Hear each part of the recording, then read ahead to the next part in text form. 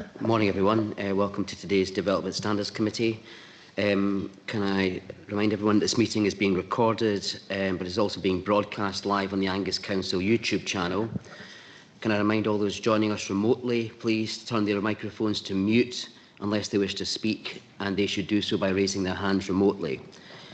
Can I also remind members that under Standing Order 13, remote members attending hybrid meetings where quasi-judicial and regulatory matters are being considered will not be permitted to participate by audio only and must have their video and camera functions switched on.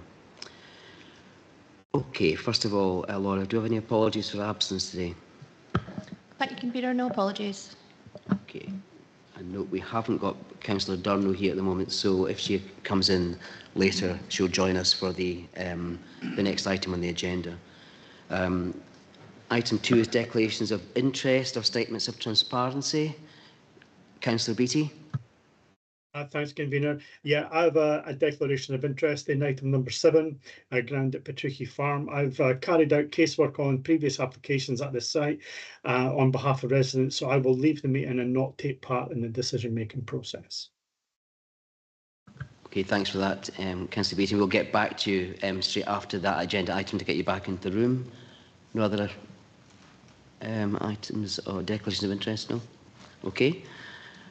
Okay, so, agenda item 3 is the building warrants. Committee is asked to note during the period 12th of October to the 8th of November of this year, a total of 32 building warrants and 19 amendment to warrants have been approved with an estimated cost of £4,460,520. Is that noted by committee?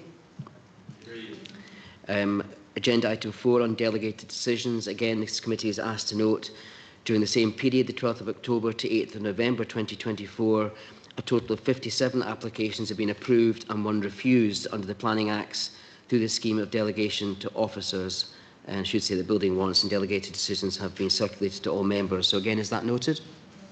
Thank you.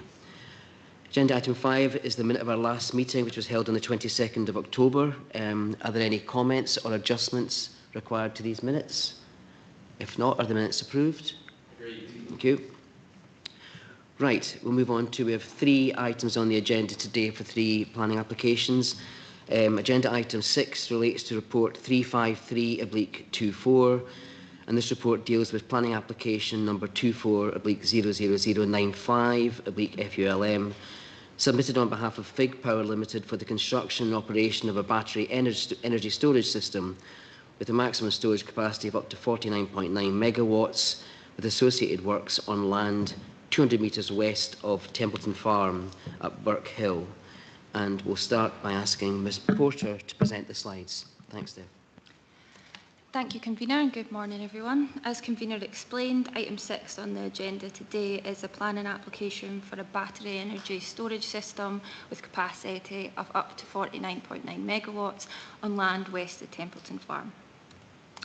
So this slide before you will give you an indication of the general location of the site as suggested by the red arrow. It's just directly to the east of Templeton Road, which runs north-south down the centre of the image here, and it's just north of the unclassified road which extends east from Templeton Road in this direction and this rough location here. So the site's roughly in this location here.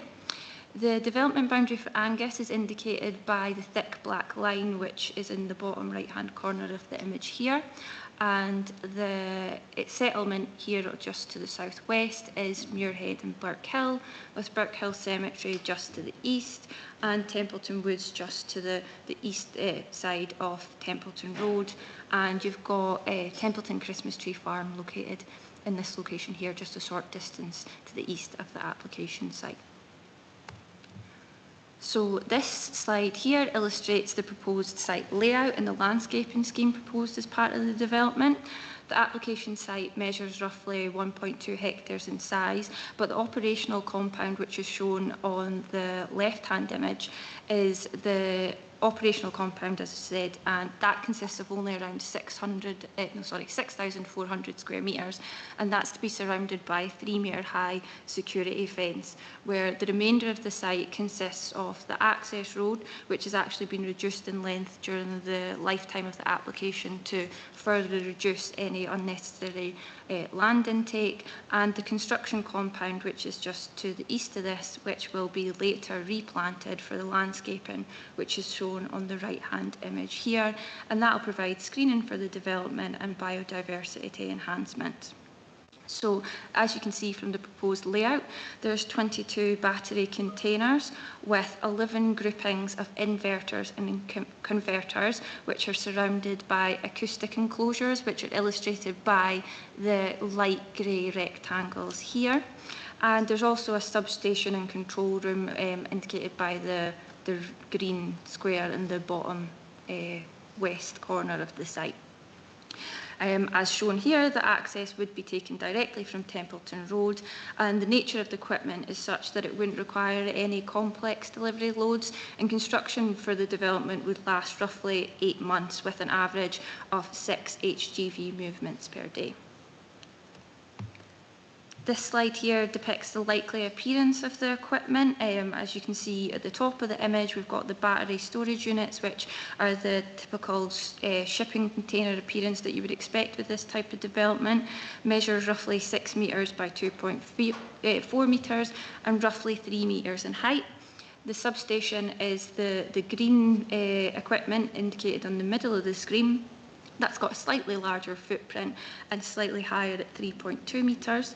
The transformers and the converters, which are below and above the substation in this image, they're also around 3 metres in height. So the tallest structures on the site would be the CCTV and lighting column, which is illustrated in the right-hand side of the image here, and that would be roughly 5 metres, but obviously these two drawings are at different scales, but it does give you an indication that that will be the largest component on the site.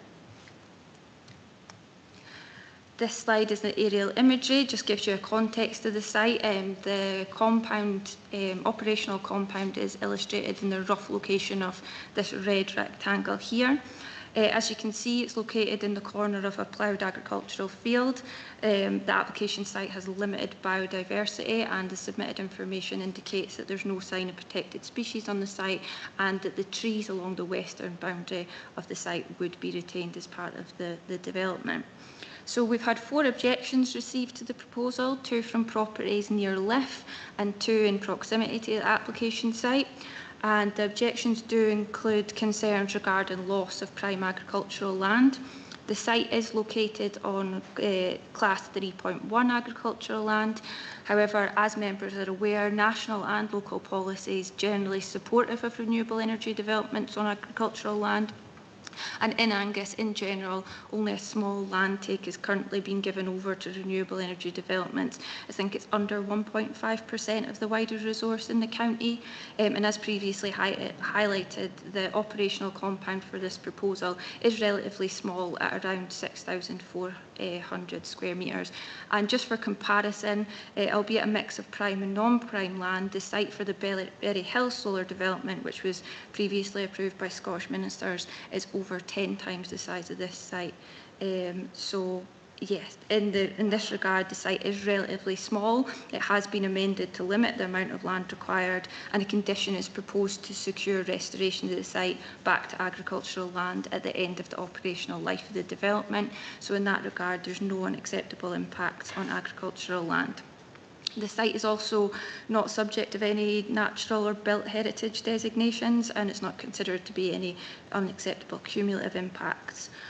So another main concern raised in the letters of representation is the proximity of the development to houses and adverse amenity impacts and safety concerns. So the closest residential properties to the application site are the 2 semi-detached properties located in the region of my cursor here. I'm going to butcher the name of these, so I apologise in advance, but the closest residential property is Minard Cottage, which is the one on the west-hand side here. That's roughly 70 metres from the operational compound. So we have had noise assessment information submitted by the applicant, which indicates that operational noise generated by the development would necessitate mitigation through acoustic treated louvers and noise enclosures, but as shown on the earlier slide, this has been factored into the development, and this has been considered by our colleagues in Environmental Health, who have offered no objection to the proposal, subject to planning conditions to secure that mitigation and to also limit noise emissions from the construction and operational phases of the development.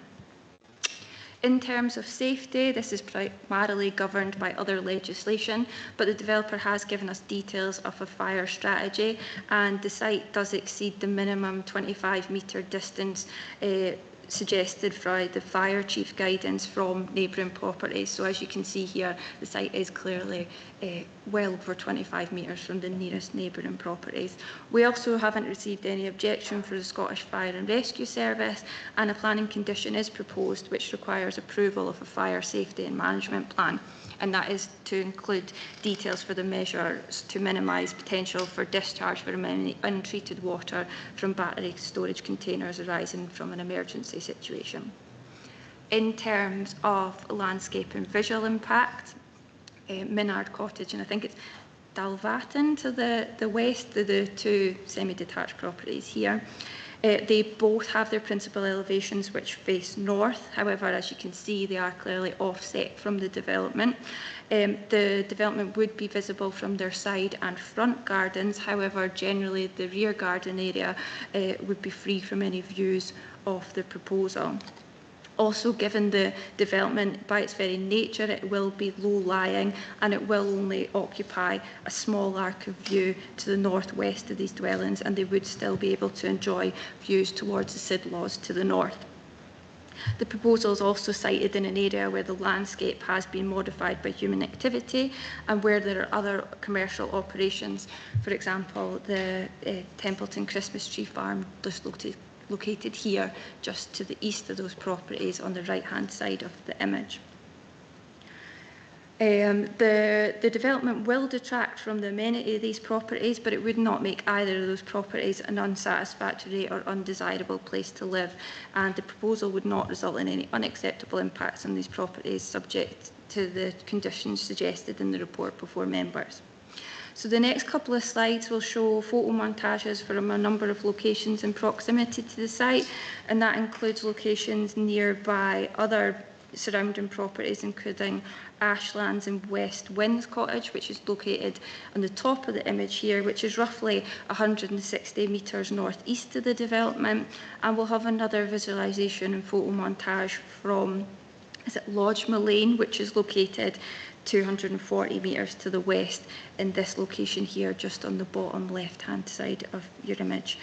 As always, I'll caveat that the following photo montages do tend to make the development look smaller and less significant, but they will be helpful in giving you a rough indication of what the proposal might look like in the surrounding context. So this slide here is from viewpoint 4, which as suggested is to the northeast Ashland Cottage. This is about 160 metres from the development, looking southeast. And on the left-hand side of the image, you've got Templeton Woods in this area here, and Templeton Road runs in the region of the tree line just here. So the top image is the site as is, without any development. The extent of the development is roughly indicated by the expanse of the red arrow on both images.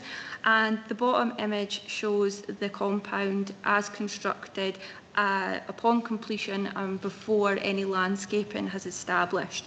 As you can see, it will clearly result in a landscape change from arable land to land containing modern industrial structures, but the development is small scale and is not considered to be unacceptable. This slide here is from viewpoint 3, which is in front of Lodge Mullane, to the west, about 240 metres from the site. Again, the upper image shows the site as undeveloped, with the extent of the compound roughly illustrated by the red arrow.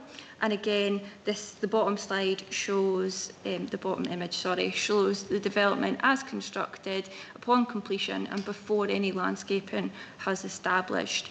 As you can see, the proposal would generally be cited in a manner that has regard to relevant guidance, and it would be backclothed by landform and existing planting. And obviously, when the proposed planting scheme matures, this would further soften any visual impacts. This slide here, although it's not representative of a view from any nearby properties, it is at a location located roughly 380 metres north on Templeton Road looking south, where again you've got Templeton Woods in the background, and the width of the development is indicated by the red arrow, where again upper image is the site as undeveloped, and the lower image shows the development in situ, but before any landscaping is matured. The extent of the development, as you can see here, is that the kind of green block of storage containers here. So as you can see, it's evident that at increased distances that the landscape and visual impacts would be relatively localised, and the magnitude of these impacts and the significance of them would reduce with distance. It's also illustrated that the distance from the proposal, that from many directions the proposal would be viewed in the context of existing landscape features, existing infrastructure, and existing commercial operations, where we've got the Christmas tree farm located by this grouping of buildings that, I apologise, it's not overly clear, but is shown in the rough location of my cursor here. So just back to what's proposed, members are familiar with the issues associated with this type of development. Policies offer strong support for renewable energy and energy storage developments, and that does include where they involve the loss of prime quality agricultural land. Policies also acknowledge that landscape and visual impacts are expected with this type of development and will generally be considered acceptable where they are localised and appropriate mitigation is proposed, such as the case here. The proposal would have some detrimental impact on the occupants of the closest residential properties. However, consultation bodies have reviewed the proposal, they've offered no objection, and where relevant, impacts can be appropriately mitigated by the suggested planning conditions. The matters raised by the third parties in objection to the proposal have also been considered, and they do not raise any issues which would justify refusal of the proposal. And therefore, for the reasons set out in the report before you, the application is recommended for approval subject to conditions. Thanks, Steph. We'll start off with questions from Ms Porter. Councillor Doran. Thank you, and I want to thank officers for answering questions that I've already asked about this. And one of my questions was around the consultation with community councils, because this sits right on the boundary between two community councils. So I was pleased to hear that both of those community councils were notified and had an opportunity to feedback if they wish to. But my question is around the location of this, which is close to a waterway. And my worry isn't about the site itself flooding, but it's about the impact, the potential impact that this site might have on flooding elsewhere. So I wanted to ask on how this was assessed. I know that there's a response from SEPA within in the report, but how it was assessed within the council itself. And also I wanted to ask you to explain what was assessed here and how that then relates to the condition relating to surface water runoff, which is within condition 3. Thanks. Okay, so I'll try and cover all of those points, but if I miss anything, just remind me. So the application site isn't located within any area which is at risk of flooding on SEPA flood risk maps. There is an area of surface water flooding just to the west of the site, and I think if you can see here, it's roughly in this location in my cursor here, and it relates to an existing field drain. However, there has been a drainage strategy which has been submitted by the proposal, and as you've suggested, SEPA have been consulted on the application, have offered no objection. We've also consulted colleagues in roads as their role as the flood prevention authority. And they've also raised no objection to the proposal, subject to condition to mitigate any drainage from the site. The drainage strategy does intend to include attenuation, which would prevent any runoff water from the development exiting the site unattenuated. So basically it'll be attenuated, sorry, at a rate that would be the same as the greenfield development on the site. So there would be no increase in surface water, subject to the conditions proposed. I think it's probably, there's an explanation in paragraph 8.29 of the report, which probably sets it out slightly clearer than I have done there. But does that cover anything? Do you have everything? Do you have any other questions? No, thank you. That covered what I wanted to ask. Thanks. Thanks, Councillor Doran. Are there any other questions, Ms Porter? Oh, Councillor Braze. Yes, thanks, convener. When it comes to conditions at 3I, we see a condition regarding landscaping, retention and maintenance of existing trees, etc. Now, there will be new planting to help conceal and mitigate the visual impact of this compound. My question regards the scale of the planting, particularly in regard to the height of any trees that are going to be planted, because we really need to mitigate as quickly as possible any visual impact. And I just wondered if this is tight enough to ensure that visual impact is mitigated as quickly as possible. So in discharging that condition, we do generally expect there to be some kind of larger trees included within the proposal. But as you'll see, the condition does specify that the specification of any new planting is required, and that does include the size of the trees. Yes, but I get that entirely. I'm just wondering who decides what size trees are to be, and on what sort of basis? Thanks. Do we control that? Yes, we do. So we would consult with our landscape officer. So the developer would come to us with their revised landscaping scheme, and we would consult with our landscape officer. And as I suggested, we do generally encourage there to be some mature trees included in the landscaping schemes. That's fine, thank you. Thanks. Thanks, Councillor Braze. Sorry, Councillor Doran, do you want to come back in? Thank you. I had just a follow-up question on that. Is the consideration given to the type of trees that are proposed within kind of these developments, in terms of like trees that would be kind of native or usually found in that area when it comes to landscaping? Yes. And obviously kind of the type of trees that would provide better screening as well, like throughout the year too. Thanks. Councillor Melville. Yeah, thanks, convener. I understand that there's the condition which specifies a fire safety and management plan. It would have been good to know, I don't know if we have the applicant here, so maybe I'll just reserve it for then. That's fine. Yes, we do. Any other questions for Ms Porter? No? Okay.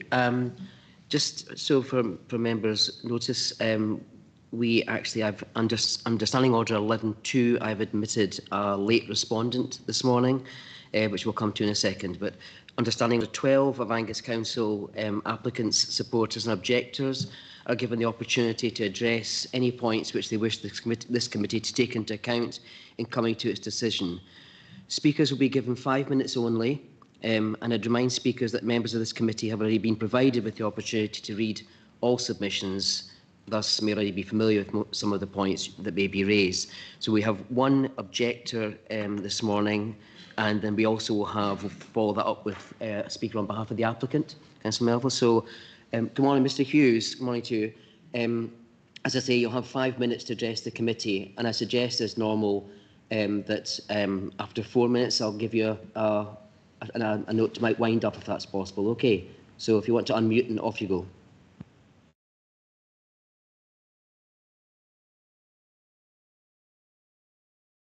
Hello, is that me off mute?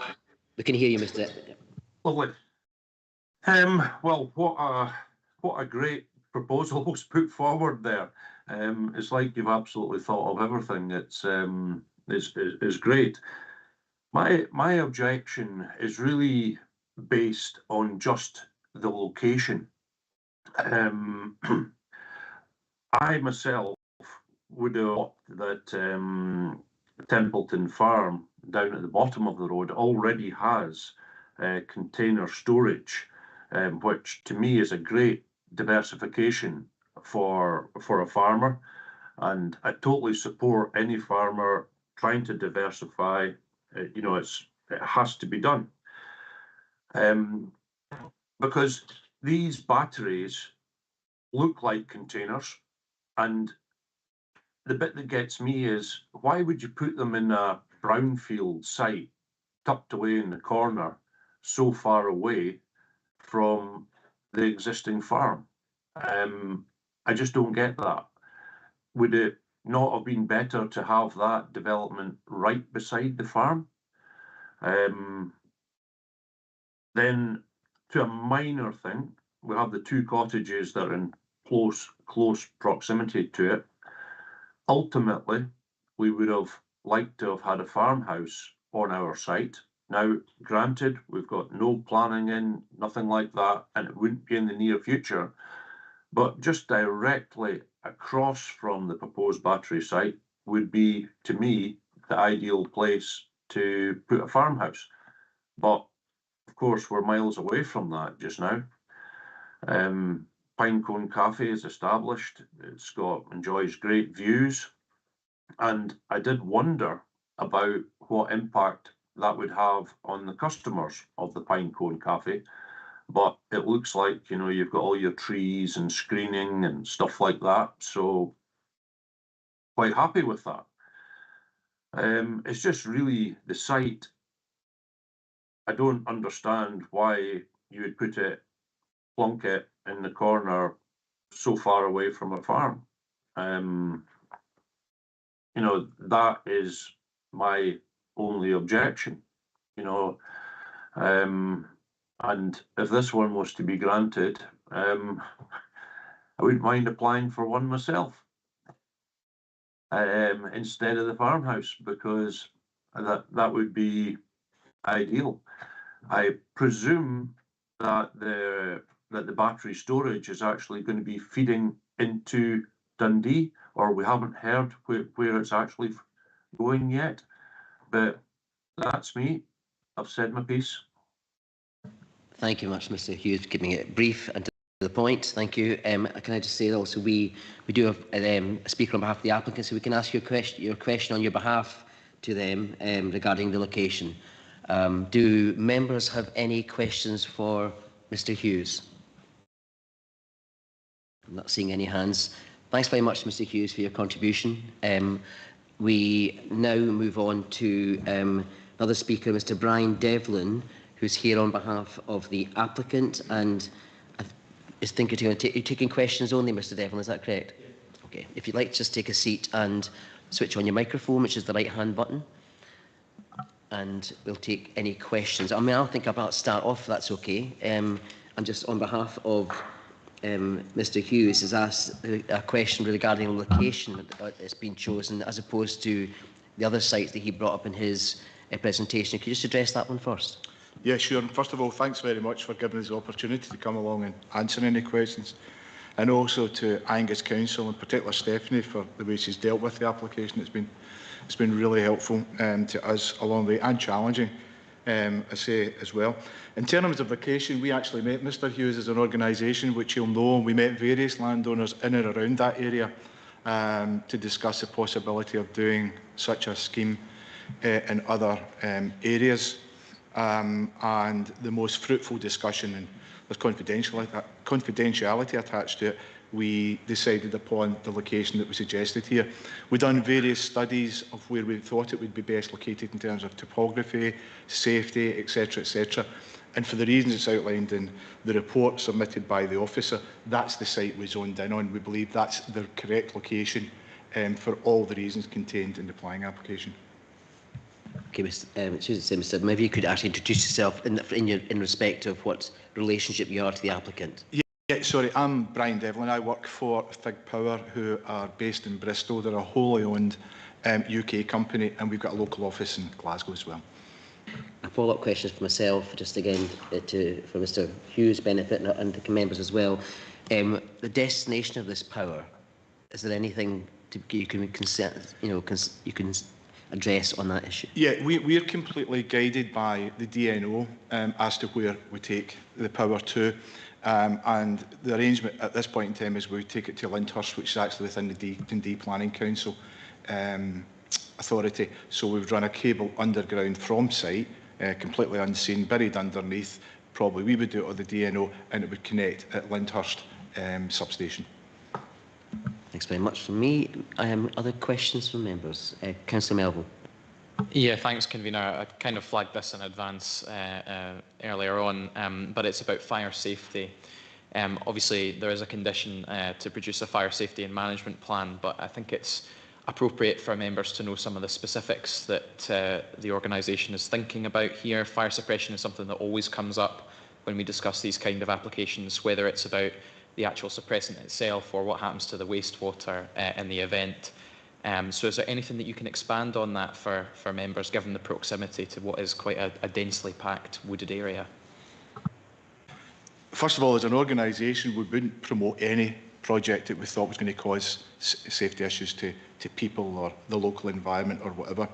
Our starting point in all of this is the NFCC guidance, which is mentioned in the report, which clearly tells us what we can and we can't do. For example, 6 metres between the units, 25 metres from the outbuildings, which was covered earlier, 10 metres free of vegetation. So we will comply in full with that, which we demonstrated in the planning application. That's our starting point.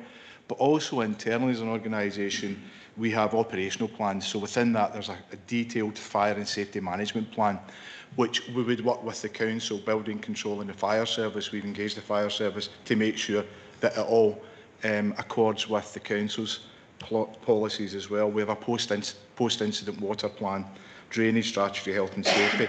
And what we want to do is work with the council to discharge that condition, to put a plan that the council are comfortable with and doesn't cause any issues at all, and that we're comfortable that we can deliver on as well. Just lastly, the technology is changing remarkably of late, and what we have in plan for this is to put a detailed management system in place, which would allow technology to be based within the units as well. And your last point is we will contain the water runoff, as Stephanie set out, but we also look at aerosol technology as well, so that can be contained as well. And we don't need to use water, possibly. The fire service, we're having discussions whether that's applicable on this occasion or not. Their viewpoint is that they would come and park and watch and use water, but it's not simply putting water in. We have aerosol technology that we use as well, and all the batteries are self-contained, and the containers themselves are enclosed in steel. So we believe it's a foolproof solution, and we'll document that as we discharge that condition with the council. Yeah, thank you. Just two very quick follow-ups. What other sites do Fig Power currently operate, and then I'll come back. We have a team. We're a relatively new organisation, so we have a team that install battery sites across the world at this point in time.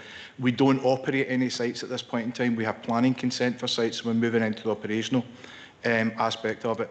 But in terms of the team with the expertise, we have the qualifications, and more importantly, we have the relationship with the best-in-class suppliers to deliver products that are fit for purpose. Okay, thank you. Yeah, the reason that I was asking about current sites that you operate was because I wanted to know about the company's experience at installing these things and kind of running experience of fire safety and drills and things like that you've done. But you've answered that. Thank you. Okay, Councillor Beattie. Yeah, thanks, Convener. Just a short question. What product safety regulations are there in place for what you're installing at the site? I don't have that to hand. I'm not sure if it's in the report, but everything that we would procure for the site would come with all the necessary European and UK certifications. We wouldn't use any product that hasn't been tried and tested, fully certified, and that the fire service wouldn't endorse as well. So we can submit that to the committee, probably as part of discharging the consent. But the only products we use are ones that will be fully certified, fully accredited, and have the approval of the regulated bodies. Okay. Thank you. Can I just come in for Councillor Cowsey, just from a condition point of view, can we conditions cover that as far as the supply material? So in very general terms, issues around fire safety are not material planning considerations. So the specification of the batteries are something that's dealt with through other legislation and other regulations. So it's not something we would look at specifically. The condition does require provision of information in relation to the specific technology that's going to be deployed. That's more from a land use planning perspective, so that consideration can be given to the impacts of any emergency event on the surrounding area, rather than any attempt to regulate the development in terms of those issues. Fire safety is generally controlled through other matters. Okay, thanks for clarifying that, Mr Hunter. Sorry, Councillor Cowdy. Thank you very much. My question relates to the underground cable you mentioned. I can see, obviously, the papers cover the mitigations in terms of natural environmental impact for the site itself, but could you go into a bit more detail on how you mitigate environmental impact of laying that underground cable, and what you might do to repair any environmental damage that's caused? Thank you. We may not be the body that does the work. It could be the DNO, who work to their own procedures and regulations, but we would insist upon from the outset there is no environmental impact whatsoever as doing that. Without getting too technical about it, the most obvious way to do that would be to find available ductings and use available infrastructure that's there, rather than any new road opening. But that's something that the DNO, the energy companies, would pick up with them. But we wouldn't be looking to disturb any habitats or any land use where possible, but use existing electricity infrastructure that's available to us. Just a supplementary on that then, I guess for the officers actually, so because that doesn't necessarily lie with the applicant, am I right in thinking that can't be included as a condition? That's correct. The likelihood is that grid connection would be dealt with through what's called a Section 37 consent process through the Electricity Scotland Act. So there would be dialogue between whoever is installing the cable and the council in relation to that process. Are there any other questions? I'm conscious there are 3 Moneyfeith and Sidlaw councillors on planning this for this one. Nothing else to be questions for Mr Devlin? Okay, Mr Devlin, thanks very much for your time this morning. So, comments we'll move to for members. Are any members got any comments on this application? Councillor Doran? Thank you. So I do have some worries about these types of applications that come in, and as I've raised, my particular one was around the impact on any additional surface water, and I'm pleased to see that's been looked at in detail, and there's also already a condition in relating to that, and so that's something that I'm glad to see will be adhered to going forward. I do appreciate as well that it's really challenging for people who live close to these sites, and it's recognised around impact on that. I know that there's noise limits within the construction time and also the activity of the site itself, which is good to see. But we have to make decisions on these within the legislation that we have relating to National Planning Framework 4. So basing my decision on that. Thanks. Thanks, Councillor Doran. Any other? Councillor Melville? Yeah, thank you. Like Councillor Doran, I have got a couple of concerns relating to fire safety, as I brought up. But as we've heard, that's not a material planning consideration. The other thing is that we have got that condition in there about the fire safety management plan, and I am confident that our officers will put the work in to make that as safe as possible. So, like Councillor Doran, have to base this on the NPF 4, so that's where I am. Thanks, Councillor Melville. Any other comments from members? Councillor Beattie? Yeah, thanks, convener. Like my colleagues, I also have concerns. It really is in terms of safety, and you know, just like Councillor Doran and Councillor Melville, you know, we have to go by the policies. However, I do feel very uncomfortable with the proximity of the residential dwellings to this development. Okay, noted, Councillor Beattie. Councillor Braze? Yes, thanks, convener. Well, I would say that there's an awful lot of things that aren't material planning considerations, and we have to work within constraints as to what we can consider in this application. And I would go back to my comment about the plantings. The visual impact is something that we can, through conditions, make a fair difference to the quality of life of the residents who live round about. And I would be hoping that that the applicants do their very best to mitigate the visual impact.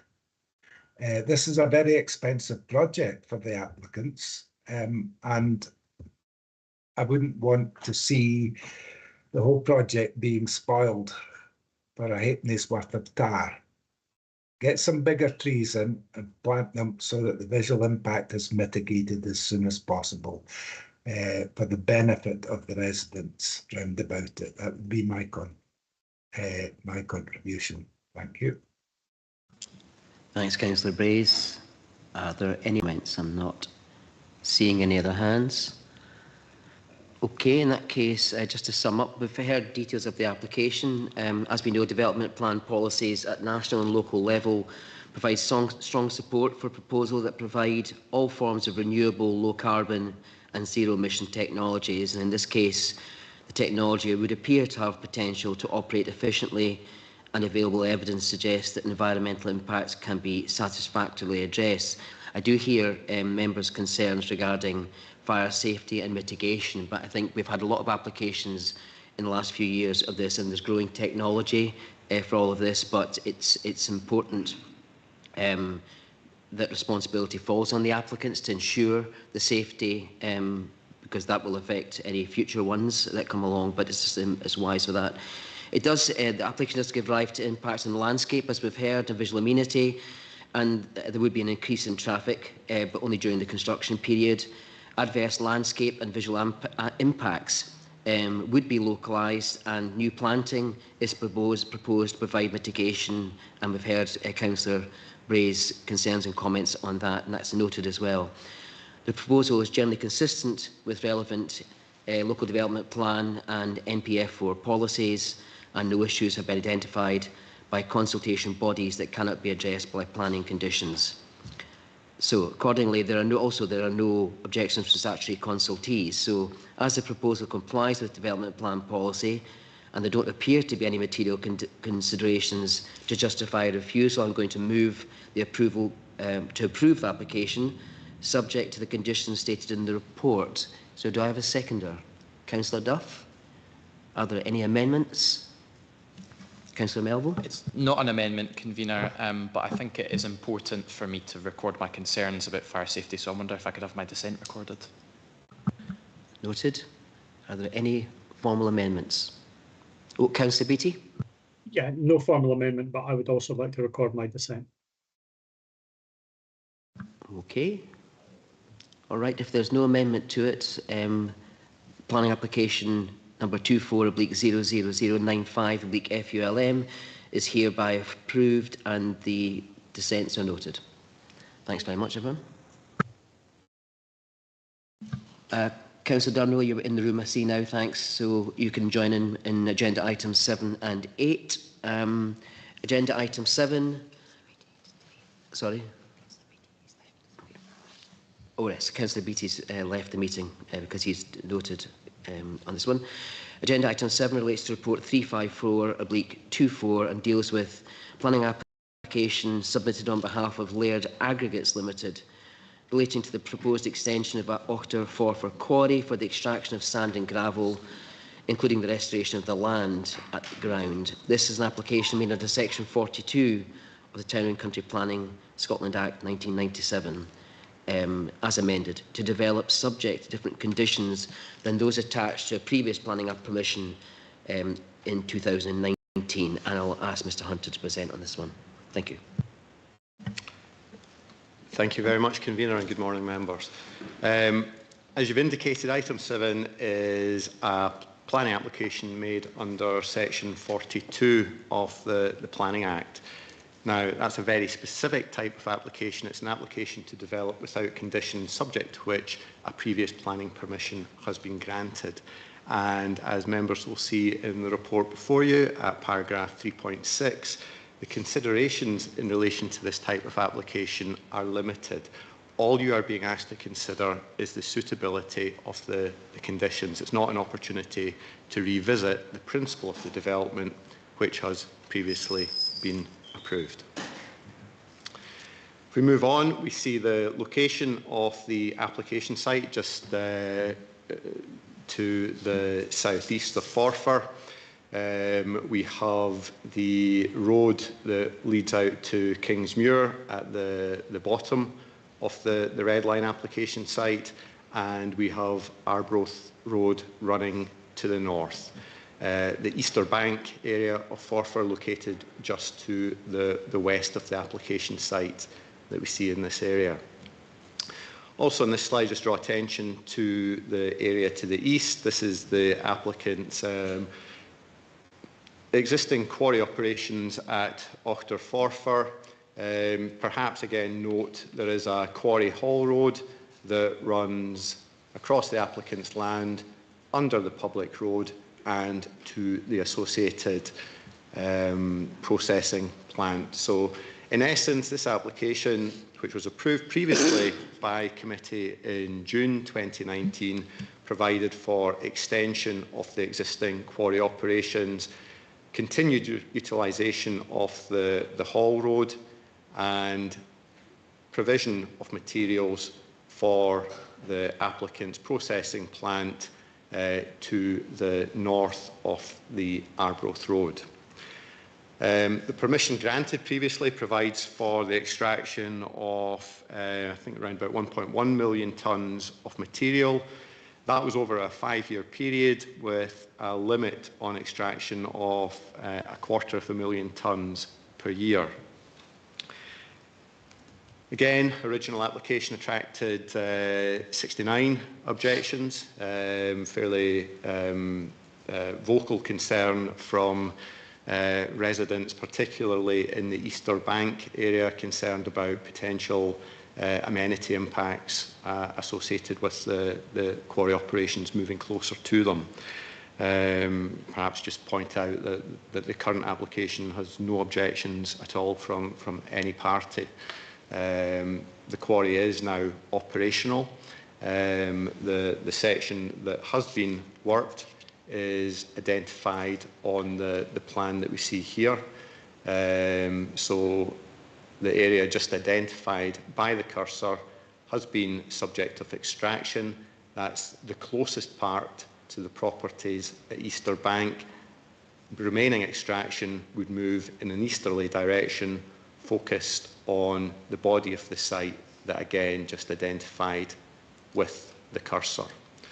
So the applicant has worked the quarry, but not at the levels expected. They indicate that reduced demand for sand and gravel has resulted in slower than anticipated extraction. There remain round about well over 700,000 tonnes of sand and gravel available within the reserve, and the current application is submitted to seek a further 6-year period to allow continued extraction of that material, with a further year going into the 7th year to allow final restoration of the site.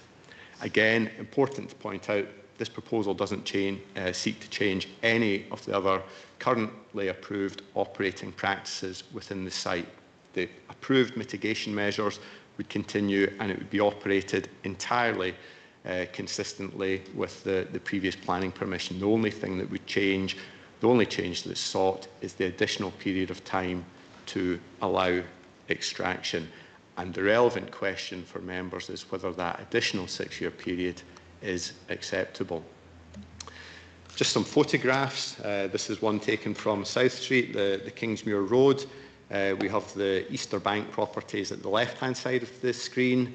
You can see beach hedging that sits to the east of those properties, bunding formed between the quarry and a standoff area, and you can see one of the quarry faces just in the image that we have here. Now, as has always been discussed, quarries, people will be aware that quarry activity is taking place. It's very seldom that a quarry can take place without people being aware of it, but the relevant considerations when the quarry was determined was whether impacts fell within acceptable limits, and the determination was that they did, and evidence from the operation of the development, the absence of objections to this application suggests this is operating within tolerances that those round about broadly find acceptable. Another image, this time just taken from the north, looking in a southerly direction. So this is the Arbroath Road, looking back towards the Kingsmuir Road. Again, you can see the standoff area between the quarry operation, located just at the extreme left-hand side of the screen, bunding that's been formed, the standoff area, the beach hedging, and the houses themselves. Now, again, there are flatted properties. There are flatted properties that have upper floor windows that will look towards the quarry, and it will be visible from them. That's unaffected by any increase in the time period for extension. The additional time period is to allow workings which are, in essence, further away from the properties at Easter Bank.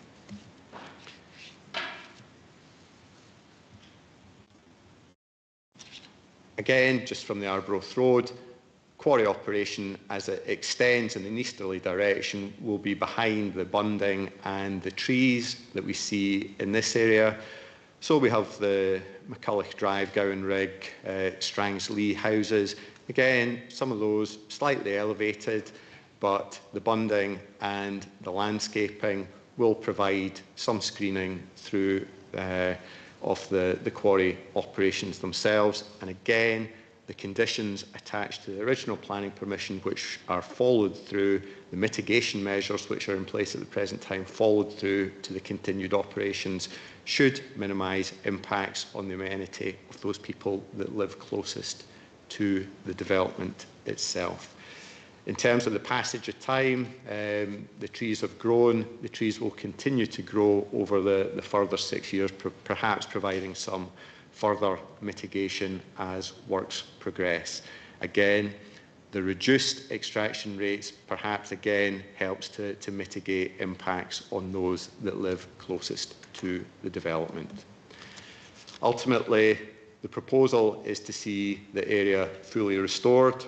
You'll see we have a condition that there is a bond in place at the present time, and conditions seek to ensure that bond will apply to the new permission, any new permission that's granted, and seek to ensure that the bond value is updated to reflect current costs should restoration not proceed as anticipated.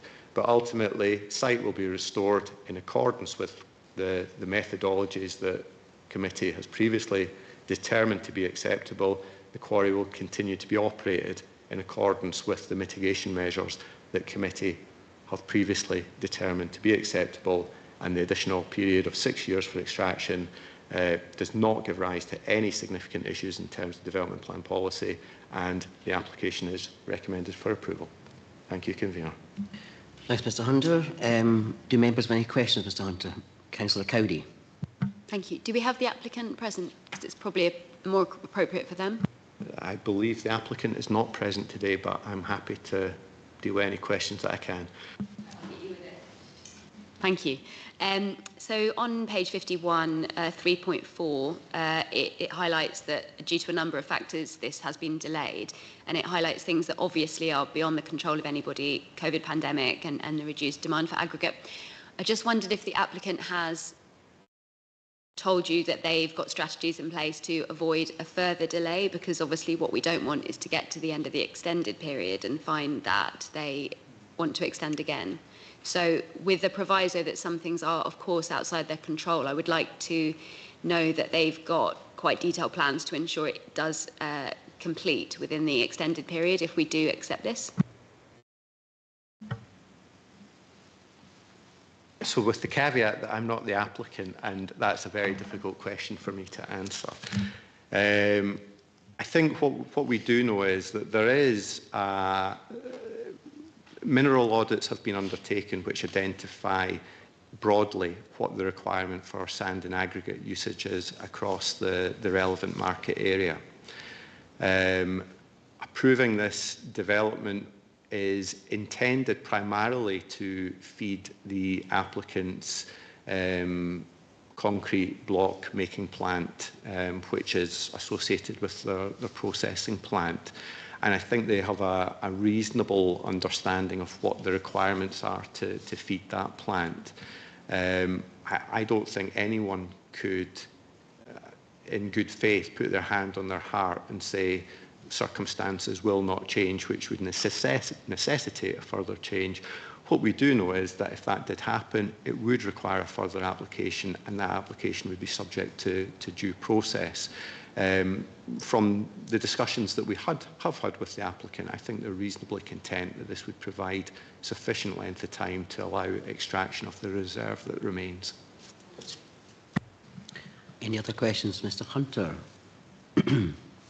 Oh, Councillor Duff.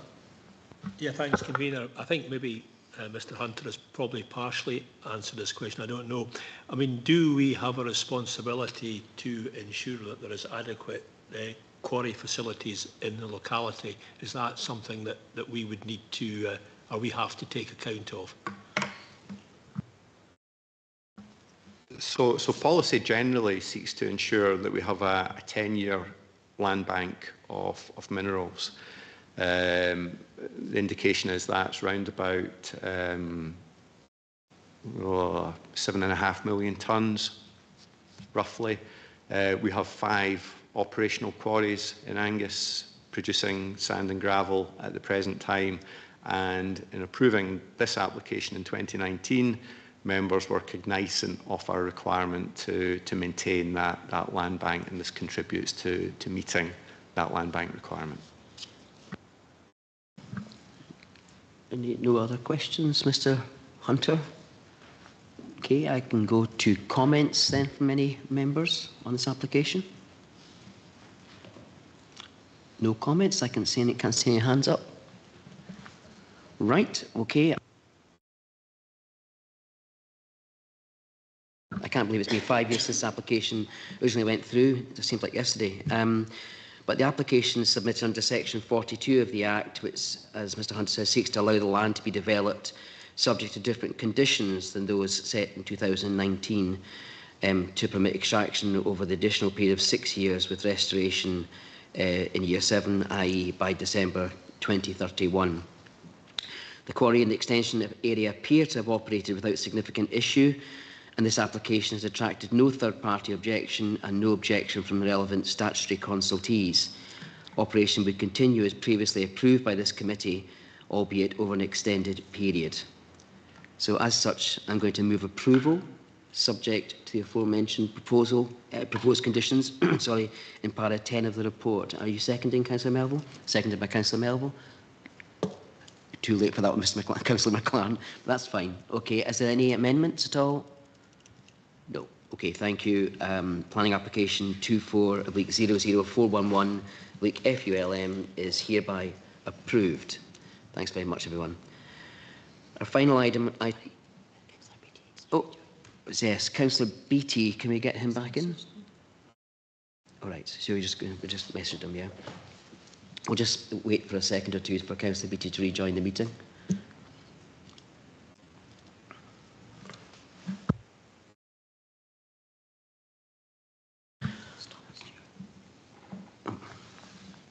He's back. Right, welcome back, Chris. Okay.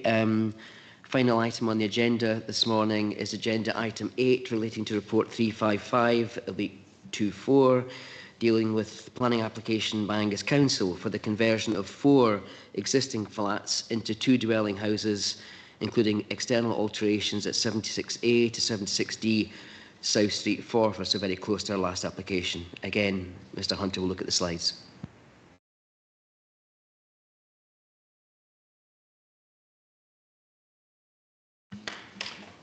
Thank you again, Convener. And as you suggest, Easter Bank is a hotbed of development at the moment. Item 8 is an application by Angus Council to convert 4 2-bedroom flats into 2 6-bedroom houses at South Street in Forfar. And we see the application site just identified with the red line on the screen. Previous application just identified by the cursor at the right-hand side of the screen. So members will be familiar with the road that runs from Kingsmuir into the Forfar town centre area. The application property itself comprises the area of this terraced block that we see identified by the cursor. So fairly substantial 2-storey building, and it's a small part of that building that would be converted to form the 2 houses, but property clearly in residential use at the present time. In terms of alterations to the property, we have the removal of 2 chimneys and the addition of solar panels on the rear elevation, and similarly addition of air source heat pumps on the rear elevation, so not readily visible from the public elevation. Main alteration that would be visible is the removal of the 2 chimneys. Other works are largely internal. Top image shows the configuration of the ground floor of the properties at the present time. We have a kitchen, lounge, 2 bedrooms and bathroom accommodation that's mirrored on either side of the communal entrance at ground floor level, and a similar arrangement existing at present on the upper floor. So kitchen, lounge, 2 bedrooms and bathroom, and that's mirrored at the other side of the stairwell. Proposal doesn't involve any significant alteration to the configuration of the ground floor. We retain the kitchen, lounge, the bathroom accommodation at ground floor is altered to make it slightly more accessible, and we have the 2 bedrooms retained at ground floor. At the upper floor, we have the kitchen and the lounge converted to bedroom accommodation, 2 bedrooms retained, and similarly bathroom accommodation at the upper floor, and again replicated in the other half of the property. So going from the 4 2-bedroom flats to 2 6-bedroom properties, and the indication from housing colleagues is this is to meet identified need, having regard to available housing stock and the requirement to provide accommodation for those with larger families seeking this form of accommodation. We have the one objection to the application, hence why it's before members today. Council interest application, the single objection means it comes before committee for that enhanced scrutiny. The concerns relate to predominantly the parking situation, traffic safety, and that's largely associated with parking at the local shop at Easter Bank and the associated hot food takeaway. This is a street view image. I think it's fair to say that there are times a day where the parking is, the on-street parking is more apparent in association with the shop use. There is no parking proposed directly in association with the proposal. The two new houses would have no dedicated parking, but there is the parking lane directly in front of the properties. That's available with the current 4 flats, and that would remain available in association with the two new houses that are proposed. Roads colleagues have confirmed they've got no objection in relation to the traffic situation, and there's no evidence to suggest that the two houses would place any greater demand on parking than the 4 two-bedroom flats that they would replace. The proposal complies with development plan policy. It's housing that's being delivered to meet an identified need, and the application is recommended for approval. Thank you. Right, thank you, Mr. Hunter. Are there any questions for Mr. Hunter? We'll start with Councillor Dorden. Thank you. I was just looking at the drawings of the proposed changes. Is the downstairs fully accessible? Is that turning circles marked out that I can see within the plans? I'm not sure it's fully accessible, but it is designed to be more accessible than the current situation. It would be required to comply with building regulations, I should add. Councillor Cowdery. Thank you. With their single objection, I want to take it as seriously as it warrants being taken, and I just wondered, is it a possibility that the flats are currently non-occupied? Because that would mean that there's currently no issues with parking, and occupation of houses might increase it. I don't know the current occupation status of the properties. What I would suggest is that in terms of making a decision, we have to have regard to the lawful use of the properties and the recognition that if this development wasn't to proceed, the likelihood would be that the 4 properties would otherwise be occupied. Any other questions for Mr. Hunter? Can't see any online. Okay, comments from members? Councillor Melville. Yeah, thanks, Convener. I think it was the last meeting of this committee that I mentioned the need for larger social rented properties. So I'm very pleased to see this come before us today. It's nice to see the council is proactively seeking to tackle this issue, and there is obviously identified need as well. So improving the diversity of housing in the local area is really, really important. As always, very pleased that there is provision for reducing the carbon emissions of these properties with the solar panels and air source heat pumps. So I support the application. We do need to see more of this kind of proactive, flexible thinking if we're going to tackle the housing emergency and get folk the homes that they need. So well done. Thanks, Councillor Melville. I see Councillor Beattie nodding along to that as well. Any other? And Councillor Dorden. Yeah, thank you. I just wanted to give a comment as well to the consideration given to, again, bats and birds and within the property as well. So that's accounted for. I was really pleased to see that, and the introduction of 2 bird boxes within the new proposal. Thanks, Councillor Dorden. Any other comments? Okay, if there are no more comments, summing up again, the application lies within the Forfar development boundary as defined in the Angus Local Development Plan. Works are proposed to improve the range of housing stock and available to meet local housing requirements, as Councillor Melville's mentioned. The proposal would not result in any unacceptable impacts upon the amenity of existing or proposed properties, and the proposal does not give rise to any unacceptable impact in terms of development plan policy, and there have been no objections raised by statutory consultees. The concerns raised by the third party, as noted, have been considered in assessing the application, but Road Service have indicated that traffic and parking requirements associated with the proposed development are unlikely to be materially different to those with the existing residential use. So as the proposal complies with the development plan policy and there are no material considerations which justify a refusal, I'm going to move approval, subject to the aforementioned proposed conditions in para 10 of the report. Do I have a seconder? Councillor McLaren, thank you very much. Are there any amendments? No. Thank you. So planning application 24/00476 is hereby approved. So thanks everyone. Brings the meeting to an end, and thank you for your contributions and attendance today. Enjoy the rest of your Tuesday. Thanks very much. Can you stop the live stream, please?